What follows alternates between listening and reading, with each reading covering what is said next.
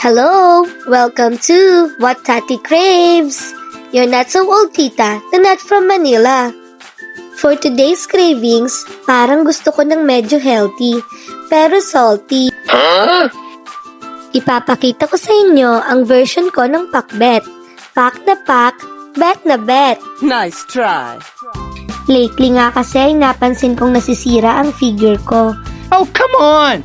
Kaya eating healthy muna tayo. We do not care.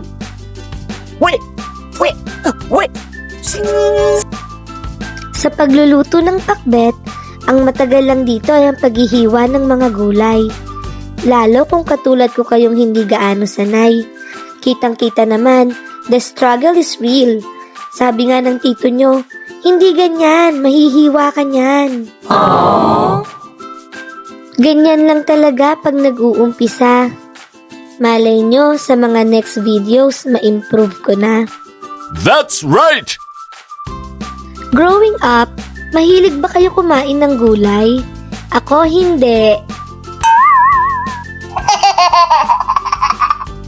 Pero yung isang pamangkin ko, mahilig naman sa gulay.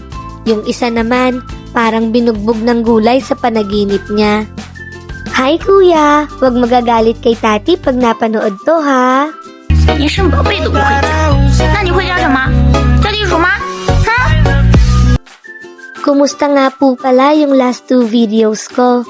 Sana po ay nagustuhan nyo. Maraming salamat nga pala sa mga nag-comment, nag-like, at nag-subscribe sa videos ko. Lalo pa pong gagalingan ng What Tati Craves para sa inyo.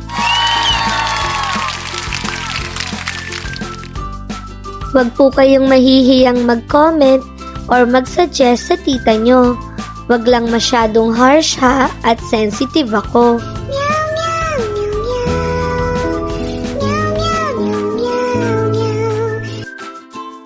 Ito ngang pagluluto ng pakbet ay parang ABC lang. Hindi ko nga alam ba't binidyo ko pa. Char! Joke lang! Gusto ko lang kasi talaga i-share ang cravings ko.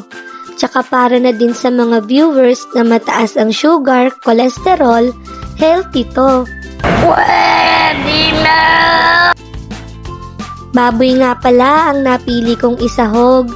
Nasabi ko ba, medyo healthy nga lang pala ang atake nito.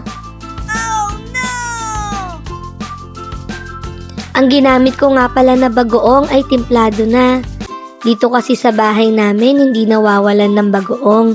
Isama mo na yung atsara. Ang kapartner nga pala nito ay yung isdang dalaga. Alam niyo yon, yung walang asawa. Hindi ko na ipapakita kung paano ko pinirito ha. Pirito lang naman kasi siya. Dahil nga timplado na yung bagoong, paminta na lang ang dinagdag ko dito. Yung lambot nga pala ng gulay ay bahala na kayo. Basta ako, gusto ko lang yung sakto. Para kung may matira man, hindi siya masyadong malamog pag ininit ko. Ay, pwede na to at nagugutom na ako. Thank you for watching What Tati Craves. Don't forget to comment, like, and subscribe. Bye!